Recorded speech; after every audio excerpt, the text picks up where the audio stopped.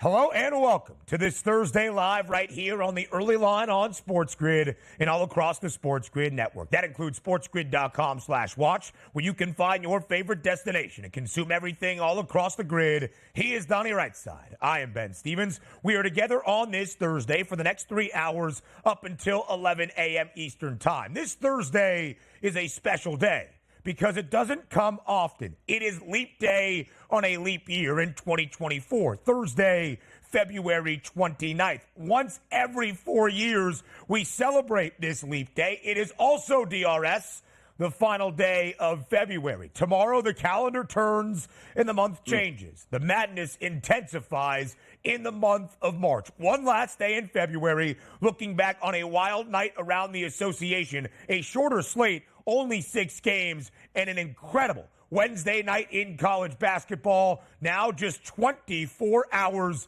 until the month of March. Great stuff last night. LeBron James late, plus 3.5. Didn't need it. The Lakers win outright. An odds boost here at the FanDuel Sportsbook comes in, which included 3 guys to get at least 20 points. You know those 3 guys were last night? LeBron James, who cruised over that. Kawhi Leonard, who cruised over that. And Anthony Davis dropping exactly 20 points yesterday to get that plus 200 in the door. We got a big show. Let's get after it and let's have some fun. DRS is feeling good. The pocket a little bit fatter on this Thursday morning. We hope to keep you profitable and make you some money on this Thursday. And we hope you had a great Wednesday night as well. We will go all around the association. A big night in college basketball on the men's side. A focus on the SEC and Big East. And more history for Caitlin Clark last night in the Iowa Hawkeyes on women's basketball yesterday in Minneapolis. Now we welcome in our SportsGrid radio audience here. Opening hour of a Thursday live right here on the early line. Sirius XM Channel 159. All of our radio terrestrial affiliates now in the fold as well. He is Donnie. I am Ben. A big fourth quarter comeback last night for the LA Lakers. Down by 21 points early in the fourth and final quarter in the Battle of Los Angeles. The Lakers rally all the way back to pick up a victory. As Donnie said, outright as a 3.5-point road, in air quotes, underdog, 116-112.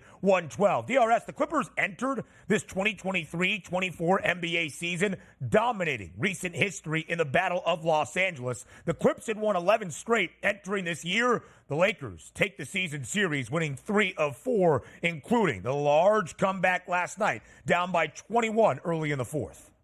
Yeah, simple handicap, and you're right, talking about, Crypto.com Arena being home to both teams here, so no travel into the equation. It was simple for me. Paul George was going to miss this game, which meant you were down one of your big 3 for the Los Angeles Clippers. The Lakers obviously also needing victories here, but coming into this game relatively healthy. Just wanted to ride it out, and thank goodness I wasn't up watching this entering into the fourth quarter thinking like what an idiot I was for taking the 3.5 on the Lakers. That is a big-time win for LeBron James, who played 37 minutes, shot 21 times, and ended up with 34 points. Big time for LeBron last night.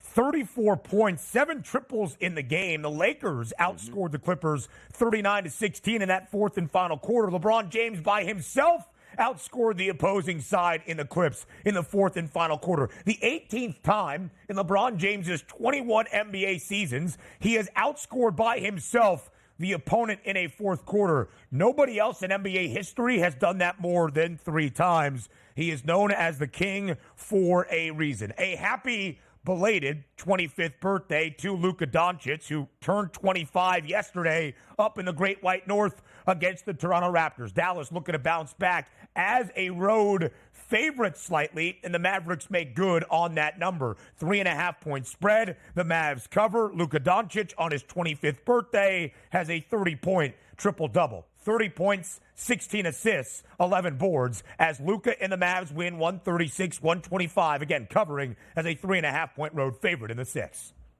Needed that one after a devastating loss at the buzzer to Max Strus with basically a half, court shot and longer. Yeah. We thought you would get maximum effort out of the Dallas Mavericks. You didn't want to lose 3 in a row, and they didn't. And also, you lean on your 2 superstars, even in back-to-backs on the road. 30 points out of Doncic, 29 points out of Irving. Nice win for the Dallas Mavericks. They didn't want to lose 3 in a row, and they made it happen last night with that victory.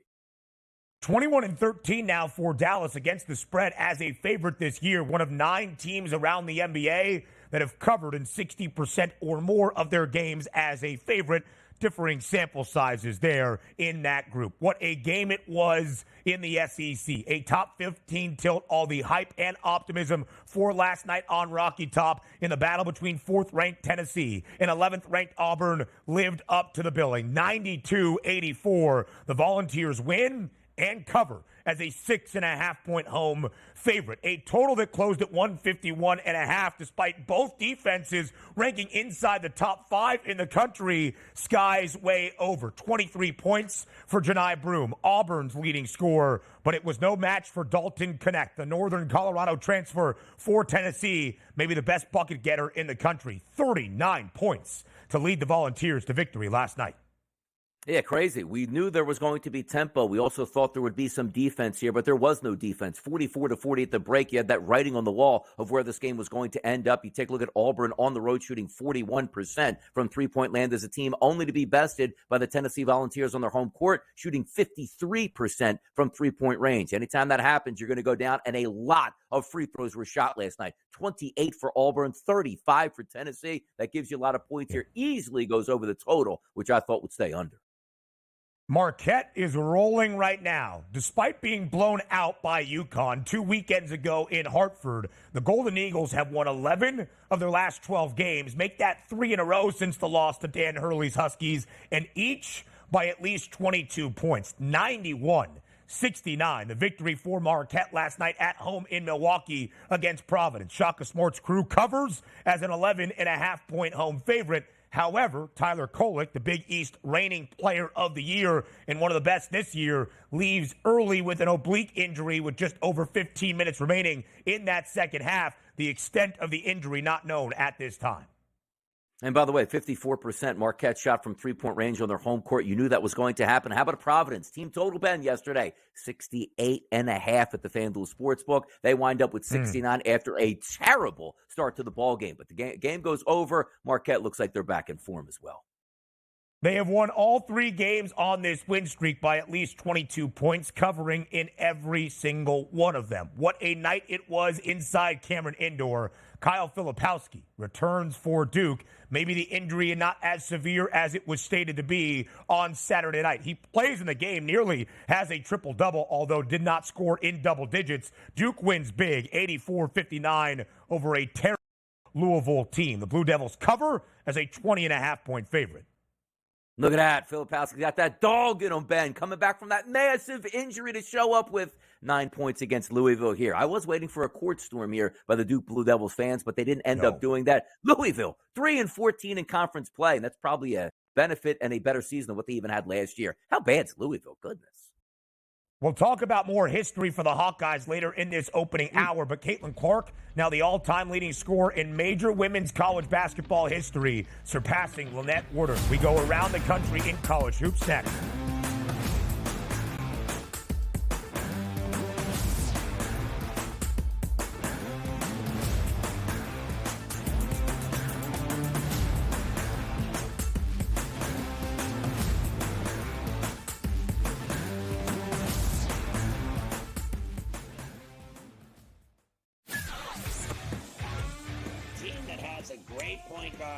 A great big that can block shots, a team that can play defense, and seniors that can put the ball in the hole. That's who you bet on.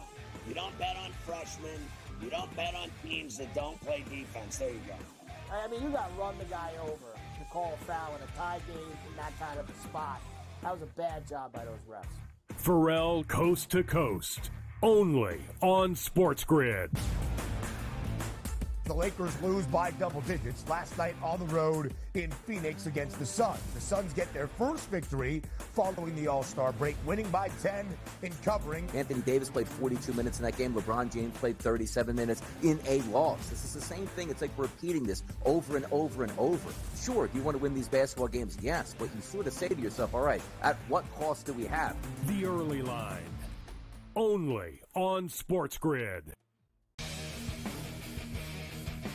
Like the Minnesota Wild were down by 2 goals today. They were down by 3 goals, actually, today at one point. And they came back and won. Like teams like, the Edmonton Oilers and the Coyote game went back and forth.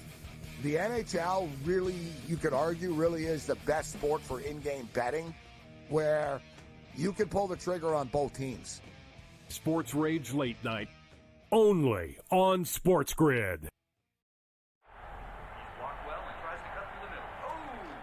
Your gut says Miami is going to win, and you should take the over. Your gut also said your NFT selfies would only go up in value. They didn't.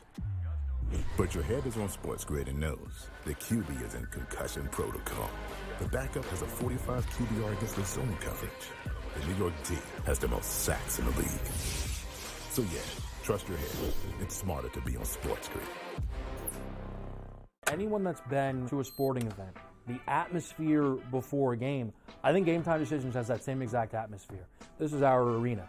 This is what we do. There is going to be an energy to Game Time Decisions that you will feel night in and night out. The excitement you get when you lock your bets in, when you're figuring out what you want to do, we can zone in on the biggest games each night. I want this to be the place that people come to before the games start so they feel as ready as possible to lock in their cards. We are going to hit every single one of those markets that you need to know about. We're going to go through every single thing, and I've got a great team behind me that's going to help me get the job done. There is not going to be a better place, I promise you, than Game Time Decisions to get that new information, react to it, and be able to then bet accordingly. We will have everything at our disposal, and we will use that to our advantage.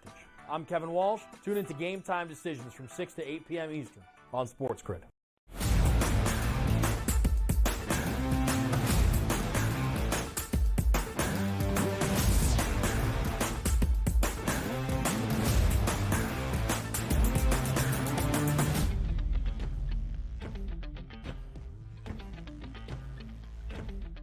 On the second to last night of February, it was a marquee slate up and down the board on a Wednesday in college hoops all around the country, including in the SEC. Top 15 tilt yesterday in Knoxville between 4th-ranked Tennessee and 11th-ranked Auburn. Each and every game last night, DRS, in the Southeastern Conference, implications on that regular season championship race in the SEC. Of course, that is also doubly important for seeding in the SEC tournament starting in just about 2 weeks in Nashville. Yesterday, in a different area of Tennessee, the Volunteers looked like the 4th best team in the nation. A game that had hype, a game that had the marquee, a game that we all hoped would be sensational, certainly was. Tennessee, the 4th-ranked team in the country, wins by 8, 92-84, in a back-and-forth battle that really remained close for all 40 minutes last night in Knoxville. The Volunteers closed as a 6.5-point home favorite. They cover as a 6.5-point home favorite. Tennessee has now won 5 straight, entering this grueling stretch down the end of the regular season. And despite, Donnie, both the Tigers and the Volunteers ranking in the top 5 in defensive efficiency around the country in college basketball, a total of 151.5 stood no chance.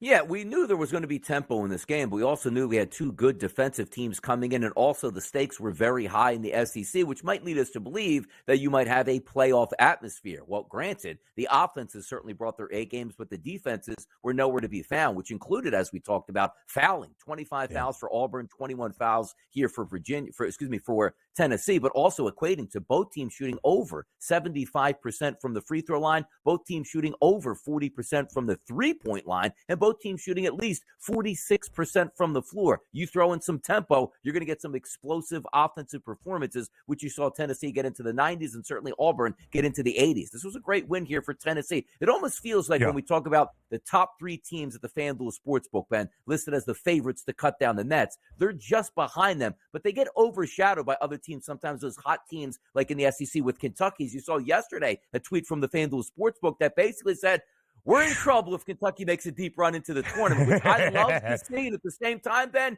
hated to see at the same time, because I've been trying to find a way to take Kentucky, and apparently so has everybody else. But that's a great win for Tennessee. One of those teams that's supposed to do damage, but maybe being a little bit overlooked right now, Ben.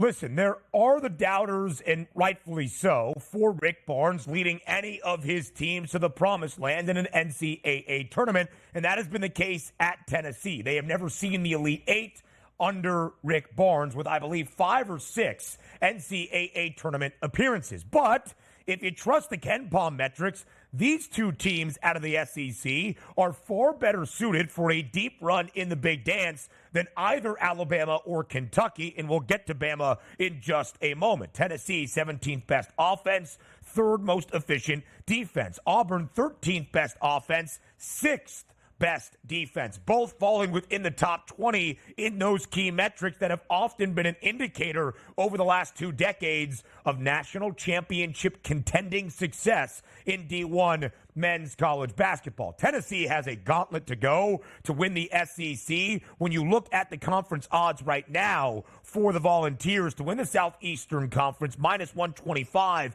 but Alabama also in minus money. Again, we'll get to the Crimson Tide in just a moment.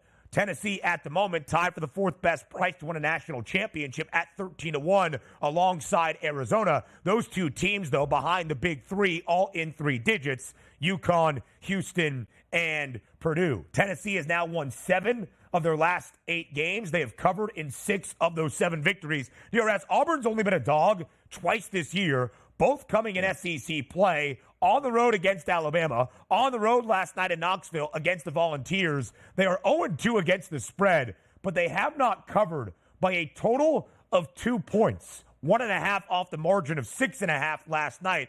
They did not cover by the hook earlier this year in SEC play against Alabama, a 3.5-point dog. They lost by 4. Auburn under Bruce Pearl will be right there. One final point about Tennessee before we move on. Know the name Dalton Knecht. The Northern Colorado transfer is maybe the best easy scorer in college basketball. 39 points to lead Tennessee last night. Speaking of scoring, DRS, that is what Alabama does with the best of them in college basketball. In fact, the best of them. Alabama is the most efficient offense in the country. The Crimson Tide have now scored 95 or more points in 5 consecutive SEC plays, matching a conference streak at the high major level we had not seen since Roy Williams' days, not at North Carolina, in the early 2000s at Kansas. 103 last night for the Crimson Tide on the road in Oxford against Ole Miss. Alabama wins and covers as a 5.5-point road favorite.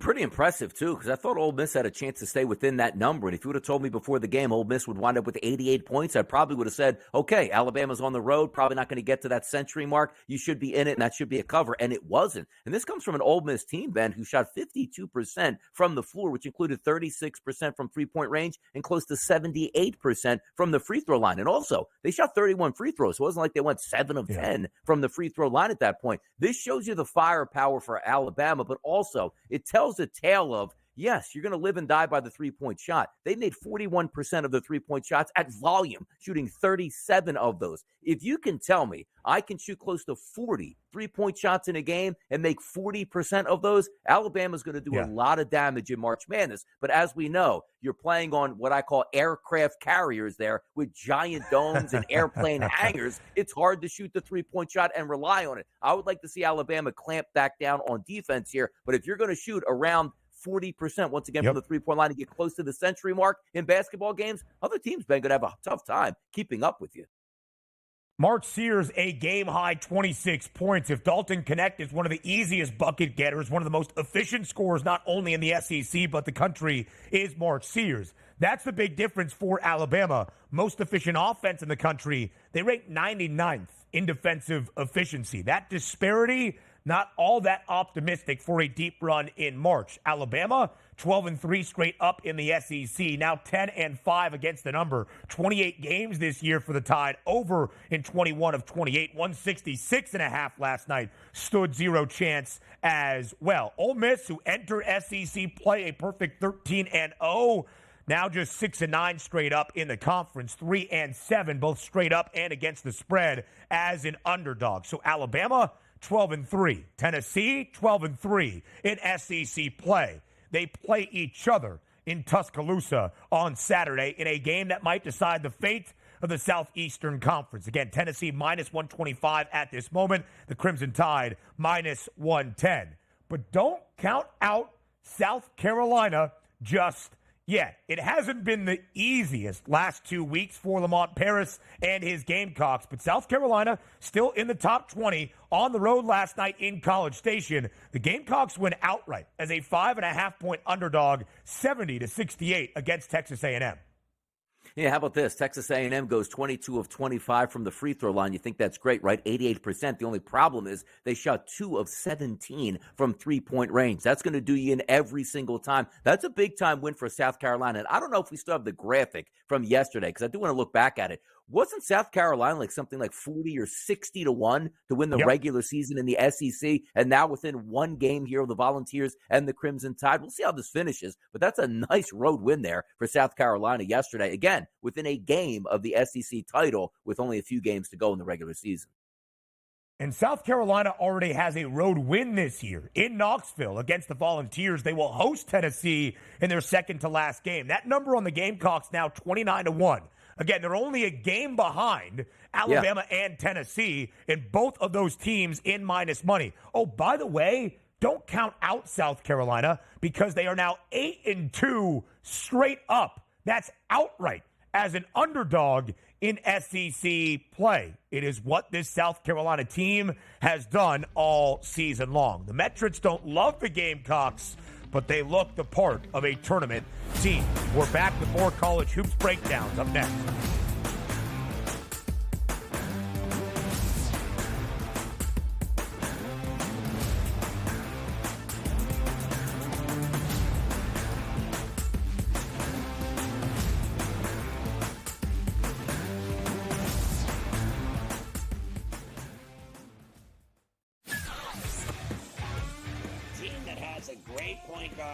A great big that can block shots, a team that can play defense, and seniors that can put the ball in the hole. That's who you bet on. You don't bet on freshmen. You don't bet on teams that don't play defense. There you go. I mean, you got to run the guy over to call a foul in a tie game in that kind of a spot. That was a bad job by those refs. Pharrell Coast to Coast, only on SportsGrid. The Lakers lose by double digits last night on the road in Phoenix against the Suns. The Suns get their first victory following the All-Star break, winning by 10 in covering. Anthony Davis played 42 minutes in that game. LeBron James played 37 minutes in a loss. This is the same thing. It's like repeating this over and over and over. Sure, do you want to win these basketball games? Yes, but you sort of say to yourself, all right, at what cost do we have? The early line, only on SportsGrid. Like the Minnesota Wild were down by 2 goals today. They were down by 3 goals, actually, today at one point.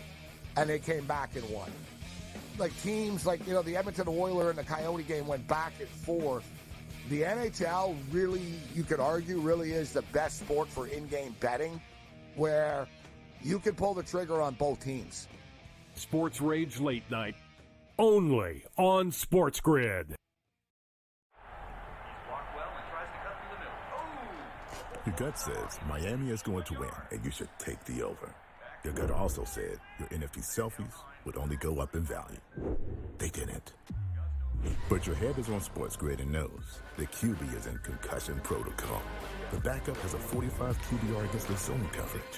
The New York D has the most sacks in the league. So yeah, trust your head. It's smarter to be on SportsGrid. Anyone that's been to a sporting event, the atmosphere before a game, I think Game Time Decisions has that same exact atmosphere. This is our arena. This is what we do. There is going to be an energy to Game Time Decisions that you will feel night in and night out. The excitement you get when you lock your bets in, when you're figuring out what you want to do, we can zone in on the biggest games each night. I want this to be the place that people come to before the game starts so they feel as ready as possible to lock in their cards. We are going to hit every single one of those markets that you need to know about. We're going to go through every single thing, and I've got a great team behind me that's going to help me get the job done. There is not going to be a better place, I promise you, than Game Time Decisions to get that new information, react to it, and be able to then bet accordingly. We will have everything at our disposal, and we will use that to our advantage. I'm Kevin Walsh. Tune into Game Time Decisions from 6 to 8 p.m. Eastern on SportsGrid.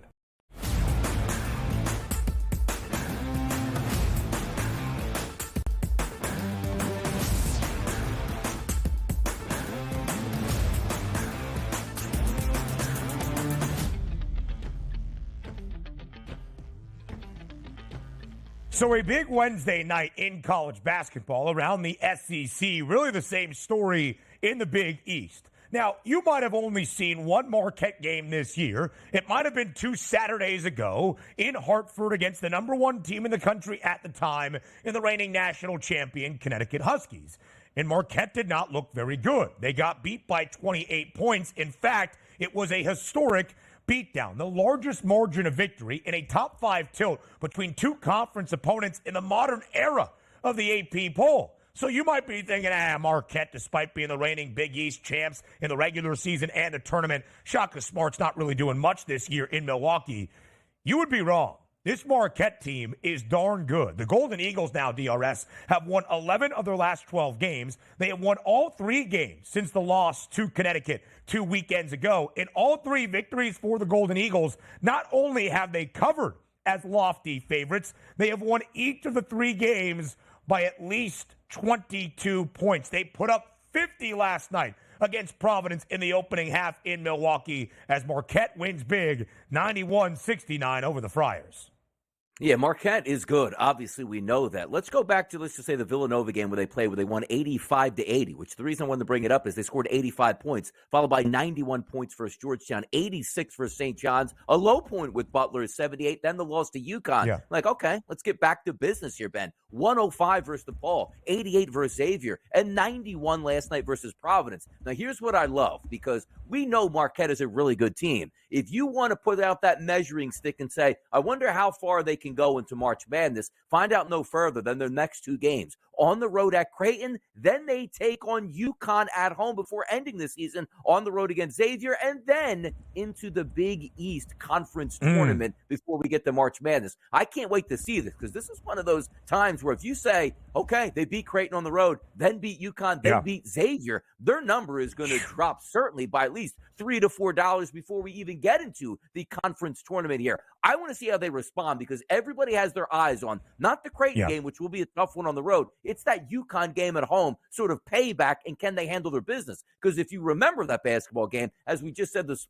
they didn't score a lot. They got blown out. That wasn't a 1-point loss in double overtime. Let's see what Marquette's made of, but everybody likes what they've been seeing lately, no doubt about it.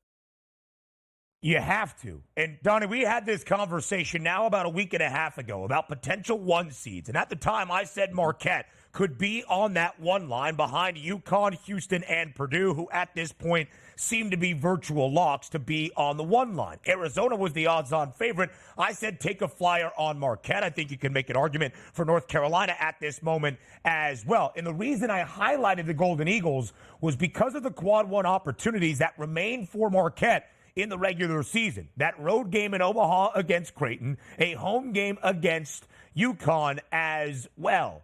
But a big update to that was Tyler Kolek, the reigning Big East Player of the Year, the best, one of the best point guards in all of the country, leaving early last night, about 5 minutes in to the second half. Marquette is calling it an oblique injury. Shaka Smart said after the game, no definite timeline or anything on the extent of the injury at this point. As we keep it in the Big East, Creighton came to not all that far away from us inside Madison Square Garden on Sunday afternoon against the St. John's team firmly on the bubble. And Rick Pitino was wearing all white, and you know what happens. Creighton got beat, snapping a 4-game win streak inside Madison Square Garden against St. John's. So how does CU respond? Last night at home against another bubble Big East team in Seton Hall. And Creighton responds in a big way. 9.5-point home favorite inside downtown Omaha. Creighton wins by 21, 85-64. Yeah, Kalkbrenner, perfect there. 10 of 10 yesterday. Great offensive performance by Creighton at home, shooting close to 41% as a team from three-point range, 77% from the free throw line, and close to 55% as a team overall, which was 31 of 57. The problem here, again, it's easy to see. When you get beat 85-64, you know what I do, Ben. I go right for the three-point line, and how did they do? 2 of 9 from three-point range, 22%, only shooting 41% as a team from the floor. The Big East is tough. Home court is where you certainly want to defend, and Creighton did that yesterday, and we'll see if they can also extend that by knocking off Marquette at home shortly as well. That's a good win, 12-6 now in Big East play for Creighton. Creighton 11th best offense in the country, 23rd best defense. Again, those metrics favorable for the Blue Jays, unlike years prior when the defense overall wasn't great. Ryan Kalkbrenner has been fantastic as the anchor of that defense. The reigning Big East Defensive Player of the Year, 4 blocks as well to go along with the 23 points on the perfect night of shooting from the floor, a perfect 10 of 10. Baylor Shireman had 20 and 11, a double-double. Trey Alexander had 15 points and 10 dimes, a double-double in the starting lineup as well. So Creighton now has won 5 of its last 6 games, covering in all 5 victories, and despite being a top 25 defense. As Donnie laid out for you last night, based on the metrics, despite the total working down to 143.5, it goes over. Creighton has gone over in 8 of its last 11 Big East games. And, as we said, St. John's on the bubble, a big victory for the Johnnies yesterday. St. John's goes into Hinkle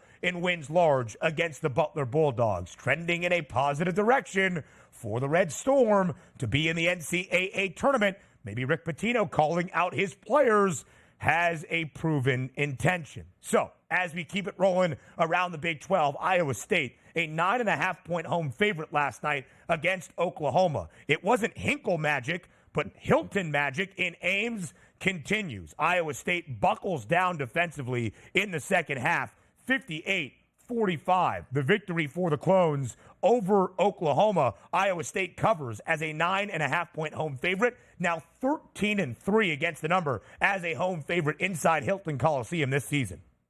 Yeah, if you want 3-point shots, close your eyes on that game last night, easily staying under the total, which wasn't very high in the high 130s, 58-45. You take a look at Oklahoma going on the road and shooting 3 of 17 from 3-point range, which was 18% overall. You flipped it over to Iowa State. I mean, it's crazy. Give me the box score, Ben, before the game and say, which side are you going to take? I'm not going to give you Oklahoma statistics. How about just Iowa State's? 33% from the floor, 25% from 3-point range, 70% from the free throw line. They probably get beat down in this one, but no, they won by double digits at home. We talk about these games and it's ugly and it's say, you know what? I don't know if I can trust this team, but I love the fact that you can play terrible basketball, still cover a spread and win easily here. These are the games you look forward to when the rubber meets the road and your offense really isn't there in the big tournament and you need to get a victory. You can reach back on games like this. Defense always travels here, and 45 points for Oklahoma. That's tremendous defense by the Cyclones. Iowa State, the second best defense in the country. Iowa State, the best cover team in the Big 12. 10-4-1 against the spread. Iowa State still in the running for that Big 12 regular season crown, just trailing Houston. The two teams, the Clones and the Cougs, split their 2 regular season matchups. Oklahoma now a dog 7 times in Big 12 play, both 3 and 4 straight up and against the number. Porter Moser in his second year. You might know the name Porter Moser. He was the head coach of Loyola Chicago with Sister Jean when they made the magical run to the Final Four. Second year in Norman, leading OU. They got off to a 13-1 start this year, including their first Big 12 victory to open up their conference slate against this Iowa State team at home in Norman. Since then, 6-8. There would be a lot of eyeballs last night inside Cameron Indoor. Not because Duke was a 20.5-point favorite against Louisville, not to see how the Blue Devils bounce back from a loss on the road in Wake Forest on Saturday, because of what happened at the conclusion of that game. The court storm controversy that has taken over college basketball and really all the sports talk shows by storm, pun intended, throughout this week. And Kyle Filipowski, the man that was injured in the collision with a Wake fan, who there was a severe knee injury as of Saturday night and was just a little bit sore early this week, played last night for Duke. So with all the eyeballs, how would Duke respond? They do so in a big way. A 25-point home win, 84-59. They cover as a 20.5-point favorite against a once proud Louisville men's basketball program that under Kenny Payne is anything but proud. Yeah, most people outside of Louisville call it Louisville, but the locals call it Louisville, and they're so bad now we should just call it Louisville around the league because this is horrible. This is one of those blue blood programs here that used to battle with Big Blue Nation down there in Kentucky for dominance here. Yeah. Rick Pitino, Denny Crum back in the day. This is a proud franchise that is falling on hard times. But let's take a look at the Duke Blue Devils. We knew they would be able to do whatever they wanted on offense yesterday, and they did. Shot 56% from the floor as a team. How about from three-point range? 50% even. And also, Ben, I mean, there was a great performance last night. You know, the Arthur Ashe Courageous Award at the ESPY's given out, maybe now for Kyle Filipowski. I mean, that was courageous after the court storming where he got spun around like a top, and we didn't know if his playing career would be over. What an amazing performance to come back against this Louisville team on your home court and score 9 points there. We can't let that go, Ben. Courageous. That's exactly what I saw last night. 29 minutes for Filipowski, 9 points, 10 boards, 6 dimes. Again, there should never be a situation where a fan or a player is put into a scenario where a collision could happen in a court storming. We make the jokes because of how Duke dealt with the aftermath. Looking at you, John Shire. I understand, but maybe don't flood the injury report that said it was a severe knee sprain for Filipowski for him to play only a few days later. Jeremy Roach and Jared McCain combined for 7 threes last night in the starting lineup for Duke, who had won 5 straight before the trip to Winston-Salem on Saturday. Now make that 6 of their last 11. Duke is covered in all 6 victories. We'll talk about Louisville a little bit later on. But 4 games for the Cards, including last night as a 20-point-plus underdog in school history, all 4 under Kenny Payne. It's bad in Louisville is what we'll call it around the association next.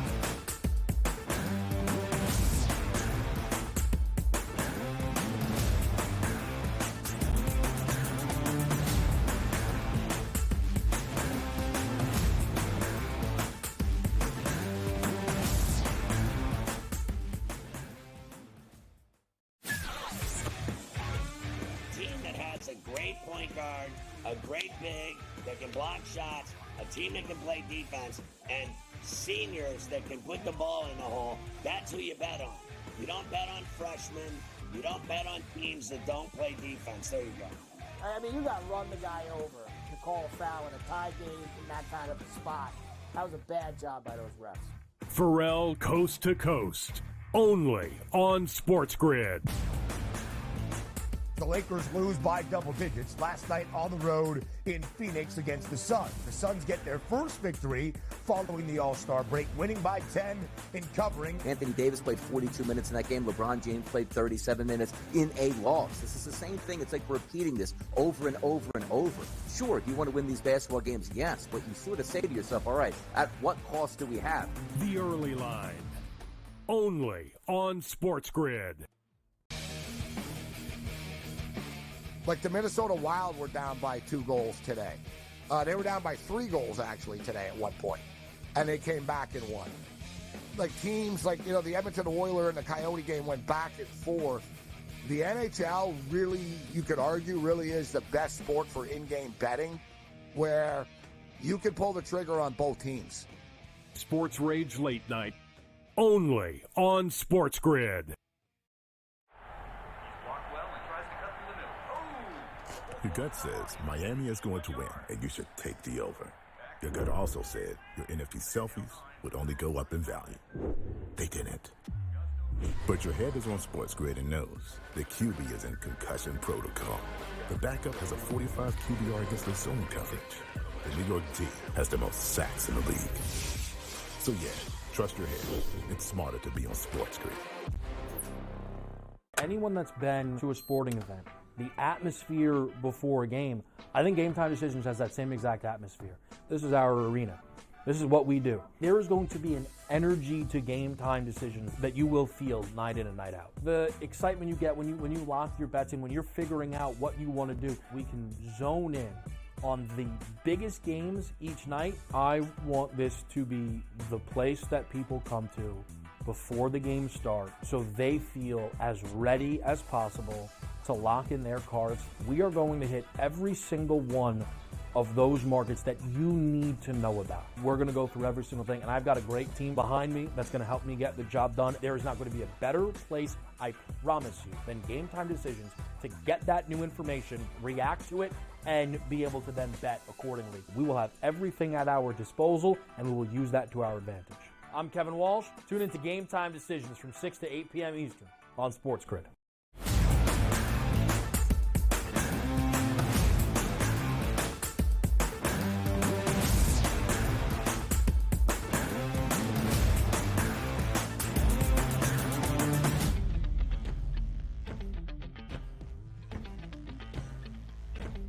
The Battle of Los Angeles last night in downtown LA at the Crypto.com arena between the Lakers and the Clippers. The Lakers technically on the road, the Clippers the home team in the fourth and final matchup between these two cross-arena rivals in Los Angeles of this season. And that's been a story, DRS.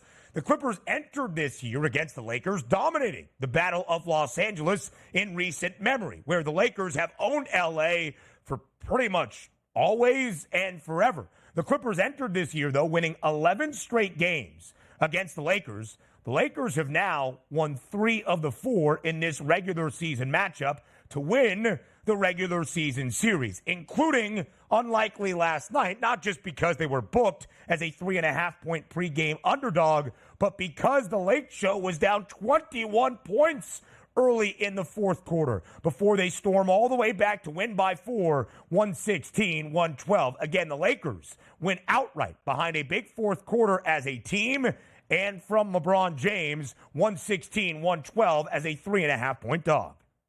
And it was, coming into the season, a heat wave, Ben, for those Los Angeles Clippers on a roll against the Los Angeles Lakers. But this year, it looks like the Lakers have their number. And quite frankly, maybe we didn't think that was going to be the case as they were getting routed into the fourth quarter last night. Maybe one of those games you start to talk about for yourself. And you know how it goes in the NBA, right? Superstar players play, hey, guys, I'm going to give you 2 to 3 minutes here in the fourth quarter to try to come back. Otherwise, we're going to send Anthony Davis and LeBron James to the bench, play this one out, and live to fight another day. They started that comeback right away. And how about that fourth quarter? 39 points for the Los Angeles Lakers, 16 points for the Clippers as the Lakers win going away by 4 points, obviously covering as they were an underdog, getting 3.5. It was a simple handicap for me yesterday. Hey, one superstar down, let me just take the other team technically on their home court, and it looked like a disastrous handicap right up to halftime through the third quarter and into the early stages of the fourth quarter. But all you see is the final score and that you want to bet, you'll live with that at this point here. But that's a nice win for the Lakers, 32-28. Every win they get sort of staves off that elimination coming from maybe the Utah Jazz if they get it together, even though we don't think they will. That's a good win for the Lakers and a great comeback. And again, not a wasted effort out of their two superstars. Yeah. If you're going to play a lot of minutes, you better win that basketball game, and they did. DRS, we mentioned this at the beginning when we broke down this game. It was our lead story in the 7-in-7. The Lakers coming back from down 21 in the fourth quarter. The Lakers outscored the Clippers in the fourth and final stanza 39-16. LeBron James had 34 points to lead all scorers last night in Los Angeles.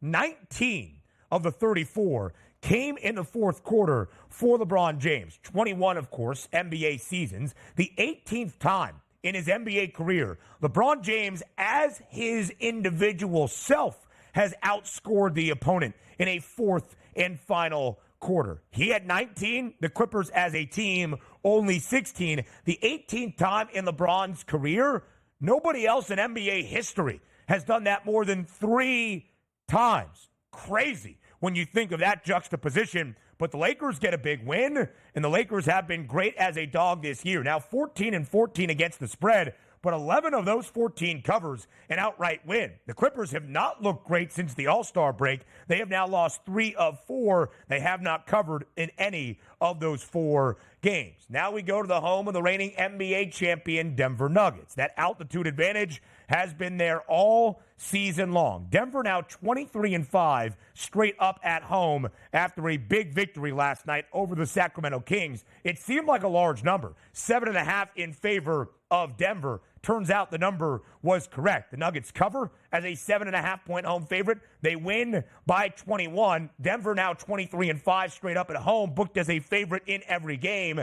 Make that 14-13-1 against the spread.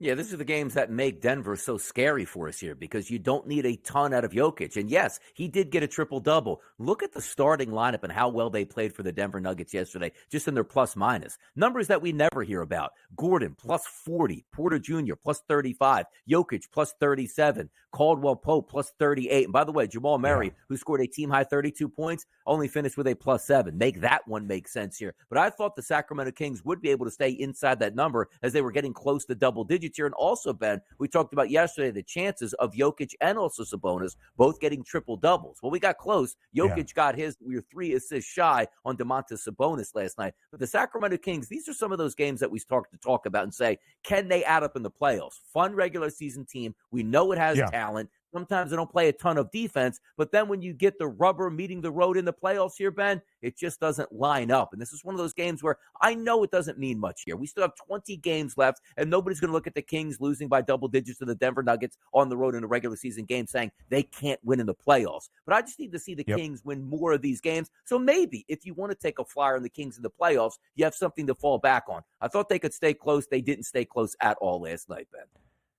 Denver has won all 4 games since the All-Star break. Nikola Jokic has recorded a triple-double in all 4 of those games. 14 points, 14 boards, 11 dimes last night. I said I was going to bet both Nikola Jokic and Jokic Light and Domantas Sabonis to record a triple-double. Plus 125 for the Joker, cash. Plus 260 for Sabonis, came up 3 assists shy. So a big victory for Denver. Sacramento better as an underdog this year, at least in terms of covering numbers, despite the non-cover last night. 11-8 against the spread as a dog, 18-20-1 against the spread as a favorite. We'll talk about the standings in the Western Conference in just a moment. Everybody looking up at Minnesota at this time, but the Crips on a small slide, still the second best number, though, to win the Western Conference crown, plus 240. Denver trickles under $2 for the first time this year. It's a plus 190 number now on the Nuggets as the favorites to win the West.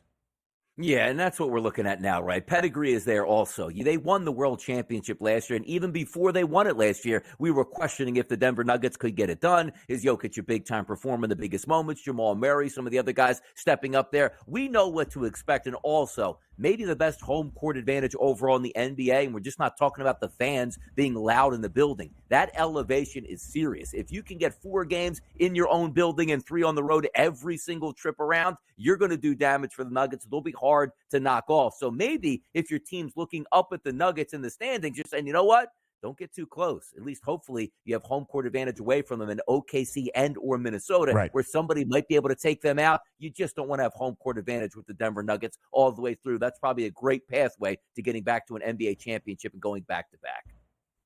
So if we can bring up those Western Conference odds, because I know we have them, there are the Western Conference odds. We will look at how those odds correlate to the standings in just a moment. Denver sits in third, 2 full games now back of the Minnesota Timberwolves. Oklahoma City did not play last night, a half game behind the T-Wolves. And when you look at the standings beyond that, the Clippers 4 games back after now having dropped 3 of their last 4 games since the All-Star break. But you see the Thunder at 8-1, a full $1 in front of Minnesota, a plus 900 number on the T-Wolves, who were a 12.5-point home favorite last night against the Memphis Grizzlies in the Twin Cities. Minnesota wins rather comfortably. They win by 9, but they do not cover. Memphis again, not a bad covered team. They have covered in 15 of their last 22 as an underdog without Ja Morant and a ton of other players like Desmond Bane and Marcus Smart, as they cover last night that 12.5-point road dog in Minneapolis,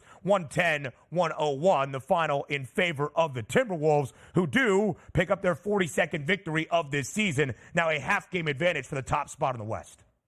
And by the way, we just showed that graphic up here. It's sort of an indictment on the NBA. You don't see this in any other sport. Now, if you want to say you don't trust the Minnesota Timberwolves in the playoffs, I hear you there. They're 42-17 on the season. They're in first place here. Not been like the first 2 weeks of the season. They're in first place at the 3-quarter pole mark here, heading down the stretch and playing very good basketball. What sport would you find a team that, if it ended today, would have home court advantage all throughout their playoffs and get close to a 10-1 price? You want to tell me 3-1, 4-1, or 5-1? I say, okay, I understand that. But a 9-1 price right now at the FanDuel Sportsbook for a team that's 42-17 just seems outrageous here. And again, it's not the Minnesota Timberwolves' fault. It's almost like the NBA were basically telling you from a FanDuel or a sports booking aspect is the season is too long, doesn't make any sense, and it absolutely doesn't matter. What other sport would have a team that would have this type of lead and close to a 10-1 price to win its own conference? It doesn't make any sense whatsoever other than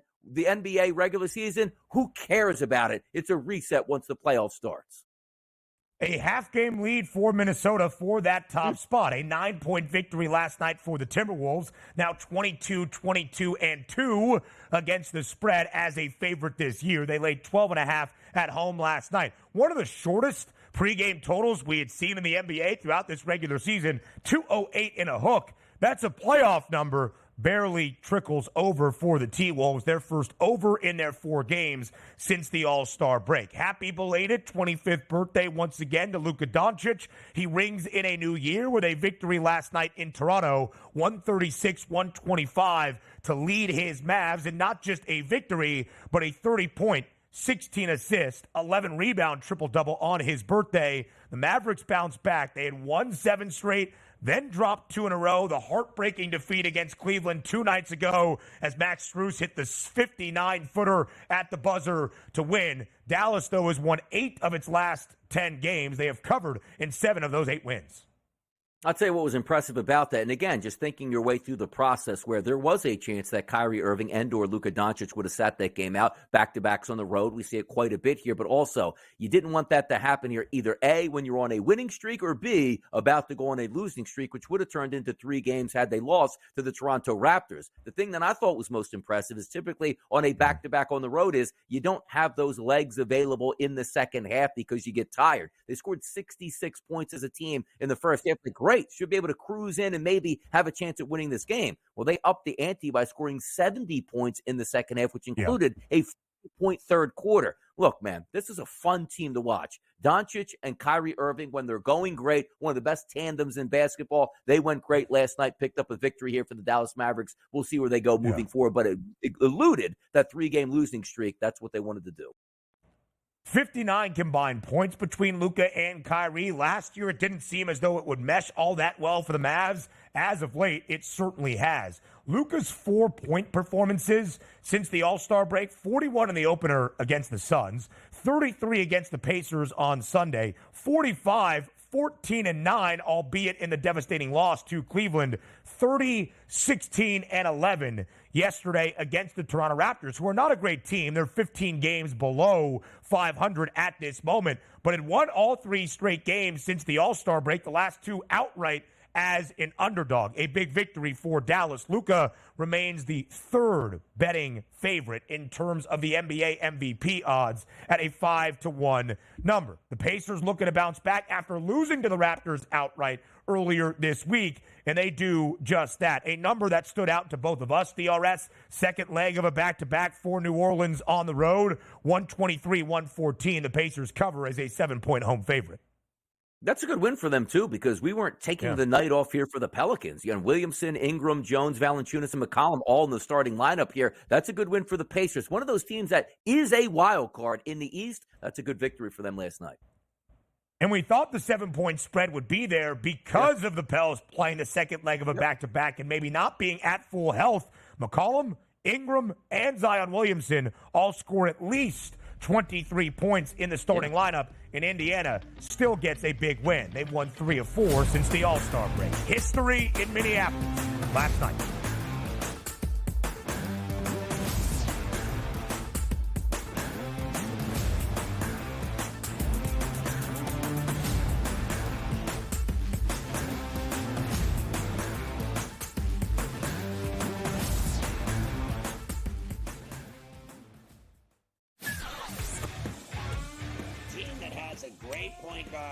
A great big that can block shots, a team that can play defense, and seniors that can put the ball in the hole, that's who you bet on.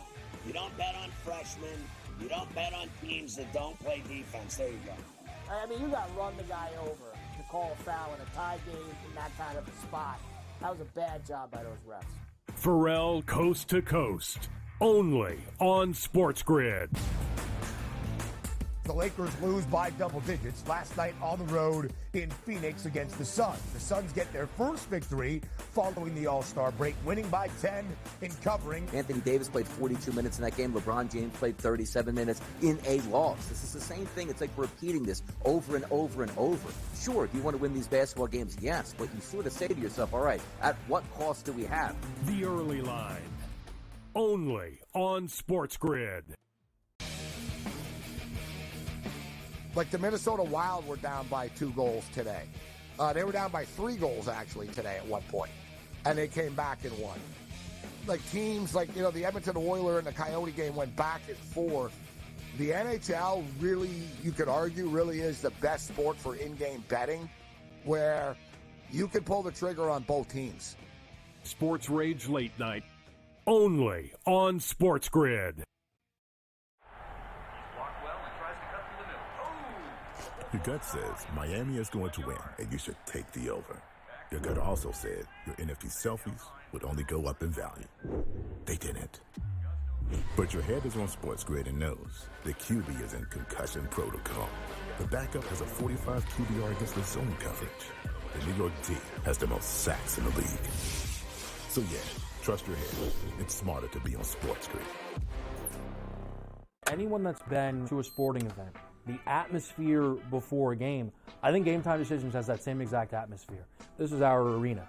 This is what we do. There is going to be an energy to Game Time Decisions that you will feel night in and night out. The excitement you get when you lock your bets in, when you're figuring out what you want to do, we can zone in on the biggest games each night. I want this to be the place that people come to before the game starts so they feel as ready as possible to lock in their cards. We are going to hit every single one of those markets that you need to know about. We're going to go through every single thing, and I've got a great team behind me that's going to help me get the job done. There is not going to be a better place, I promise you, than Game Time Decisions to get that new information, react to it, and be able to then bet accordingly. We will have everything at our disposal, and we will use that to our advantage. I'm Kevin Walsh. Tune into Game Time Decisions from 6 to 8 p.m. Eastern on SportsGrid.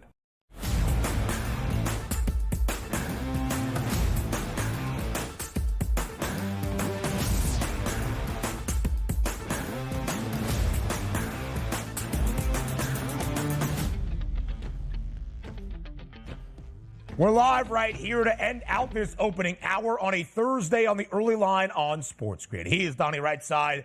I am Ben Stevens. Another night, another record for Iowa's Caitlin Clark. A 33-point triple-double last night to lead Iowa to a victory over Minnesota in Minneapolis. 108-60. 108-60. Iowa covers as a 19.5-point road favorite. A total of 159.5 does go over. Clark, who had 33 points, 12 assists, and 10 rebounds, her 17th career triple-double, is now officially the all-time scoring leader at the major level in women's college basketball. You might be saying, yeah, she passed Kelsey Plum about a week and a half ago, which is true, but in the pre-NCAA era, the AIAW, Kansas's Lynette Woodard actually scored the most points ever with 3,649. Clark needed 33 last night. She got 33 to pass Woodard and now has 3,650 in her college basketball career. I mean, my goodness, a 60-point effort out of the Minnesota Golden Gophers here, getting beat down 108-60. Certainly pretty impressive. But as we get ready for March Madness, dare I say this, the conference tournaments, Ben, is the Big Ten going to put more resources here in the women's Big Ten tournament than the men's? Maybe, you know what will get to go viral? The women's workout area and locker rooms way better than the men's here, because it looks like the women might be the draw this year. They certainly are the draw. They have sold out all 7 sessions already in Minneapolis for the Big Ten women's tournament, which begins next week. That is because of Caitlin Clark. And how about a chance for Caitlin Clark, who is now just 18 points away from setting the Division I scoring record, moving past Pistol Pete Maravich on Sunday. It's going to be a top 5 tilt between Iowa and number 2 Ohio State in Carver Hawkeye. The Buckeyes beat the Hawkeyes back in Columbus in late January. Iowa gets a chance for revenge, and more history for Clark on Sunday is coming, as is Hour 2 in less than a minute.